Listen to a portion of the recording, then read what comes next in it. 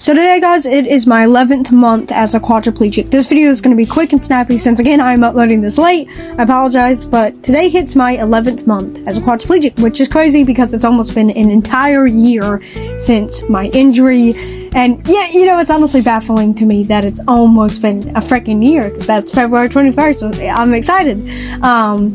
So obviously today hits 11 months since my injury. I'm just going to tell you how I got injured for the basics of it because, let's be honest, you've heard this story 11 times by now. So, my name is Emmie. I am a C4, C5, C6, and T1 incomplete quadriplegic. The reason why I'm an incomplete is because I I can flex my right quad, but it doesn't give me any importance, I guess, in my legs. So I can do that, and I have no finger sensation or anything, but I got injured. I was at work. Keep in mind, this was back in 2024, February, and on February 21st, I decided to go into work on that day, and since I worked in moving packages and everything, I decided why not. So, there was this extra heavy big package, and there was this moving truck. So the moving truck basically transports the packages that you're picking up or getting from the company into the truck, so it can, you know, take it to its belonged destination. And this package was particularly heavier than the other ones that I had been working with at the time. So I did lift weights and I was pretty strong, but this was a very heavy package. You know, it had very heavy parts and metal in it, but I thought I can manage it to the truck. So all I have to do is, you know, lift it as far as I can to the truck, and the people in the truck will help assist me. And I've have carried heavier packages than this prior.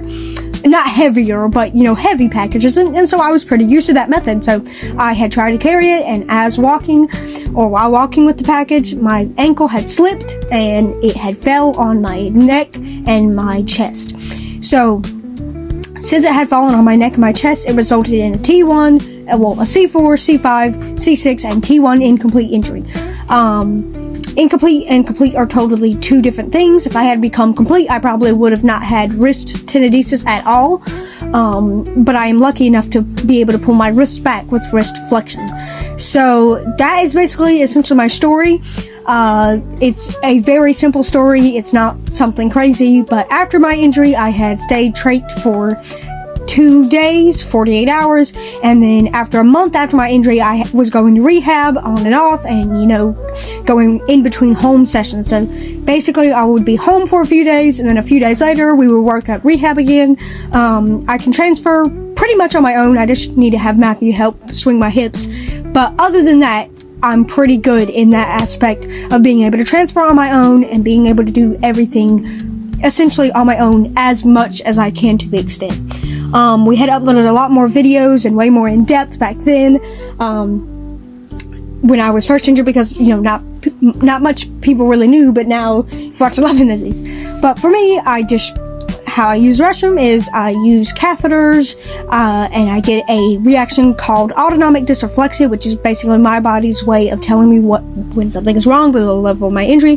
I get, you know, chills, or I get my blood pressure spikes, or I get a headache, or, you know, I can overheat, but I mainly just go to the bathroom using DRS, or bowel stimulation.